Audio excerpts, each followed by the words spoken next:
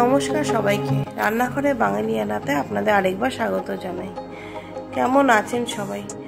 আশা করি সবাই সুস্থ আছেন, ভালো আছেন।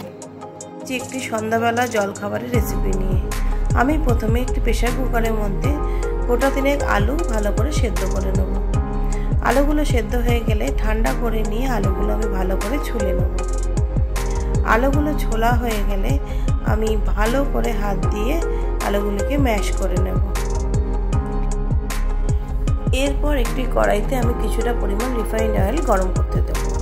তেলটি গরম করতে দিয়ে আমি এখানে একটা পেঁয়াজ, কতগুলি কাঁচা লঙ্কা আর একটু ধনেপাতা নিয়ে ভালো করে কুচিয়ে নেব।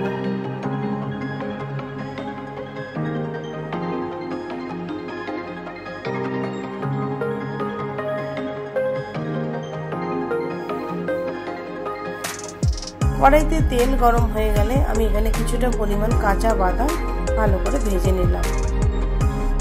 বাদামগুলি ভাজা হয়ে গেলে আমি একটি পাত্রে তুলে নেব।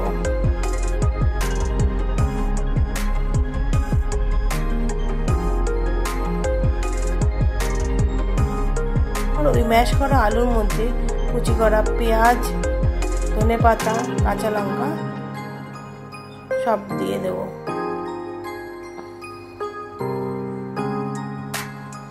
এরপর আমি তাতে কিছুটা গুঁড়ো মশলা অ্যাড করব। এতে সামান্য পরিমাণ লবণ, কিছুটা শুকনো লঙ্কা, একটু বিট নুন,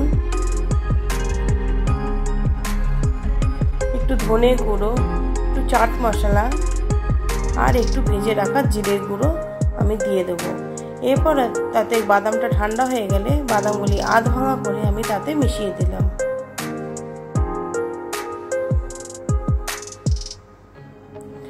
সব কিছু দিয়ে সেদ্ধ করা আলুটিকে ভালো করে আমি মেখে নেব।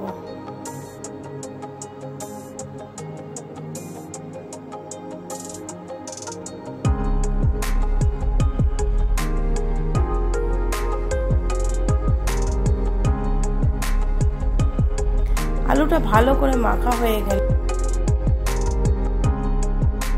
ব্রেড স্লাইসের মধ্যে আমি মেখে রাখা আলুগুলো দিয়ে ভালো করে ফিল করে নেব।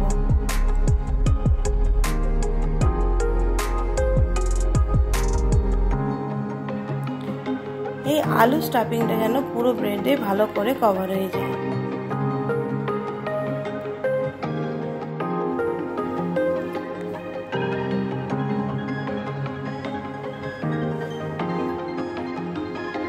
আগে থেকে স্টাফিংটা বানানো থাকলে খুব সহজেই এই রেসিপিটি বানিয়ে ফেলা যায়।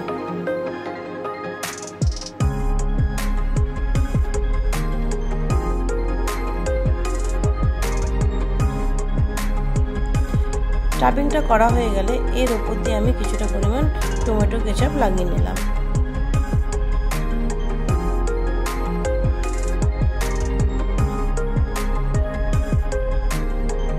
টমেটো কেচাপ লাগানো হয়ে গেলে এর উপর দিয়ে আরেকটি করে ব্রেড স্লাইস আমি দিয়ে দিলাম। ব্রেড স্লাইস দিয়ে দেওয়ার পরে আপনারা আপনাদের পছন্দ মতন পিস করে কেটে নিতে পারেন। আমি এখানে 3টি করে পিস করেছি।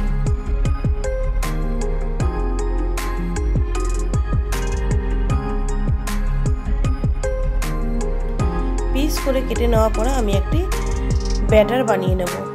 এখানে আমি কিছুটা পরিমাণ বেসন,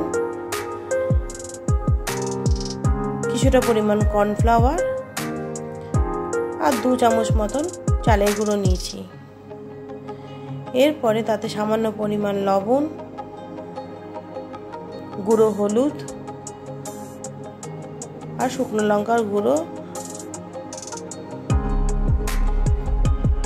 আর একটুখানি কারি পাতা আমি কুচি করে দিয়ে দিচ্ছি ফ্লেভারের জন্য। এরপর পুরো মিশ্রণটি ভালো করে মিশিয়ে নিয়ে তাতে অল্প অল্প করে জল দিয়ে ব্যাটারটি আমি ভালো করে গুলে নিলাম। প্রথমে আমি বেশি জল দেব না, তাতে লাম্পস এসে যাবে, তাই আমি অল্প অল্প জল দিয়ে ব্যাটারটি তৈরি করে নিলাম।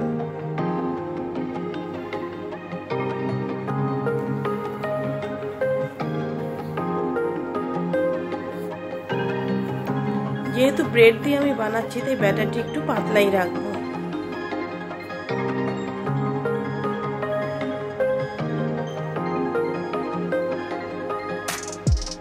ব্যাটারটি তৈরি হয়ে গেলে আমি এখানে একটুখানি গরম তেল আমি দিয়ে দিলাম, এতে ক্রিসপিনেসটা ভালো আসে।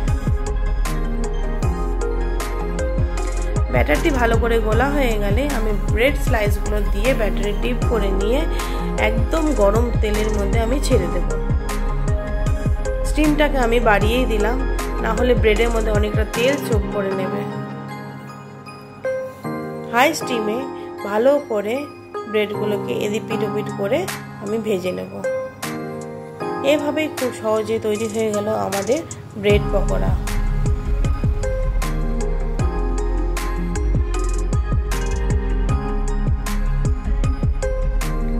রেসিপিটি কেমন লাগলো সবাই কমেন্টে অবশ্যই জানাবেন।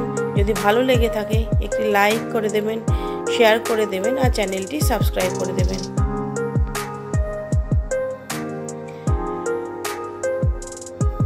ভালো করে ভাজা হয়ে গেলে আমি একটি পাত্রে তুলে নিলাম।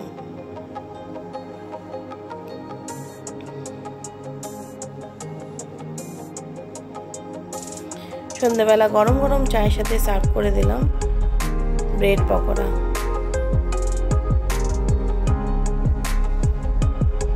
সবাই ভালো থাকবেন, সুস্থ থাকবেন। ফিরে আসবো আরেকটি নতুন রেসিপি নিয়ে। সবাইকে ধন্যবাদ।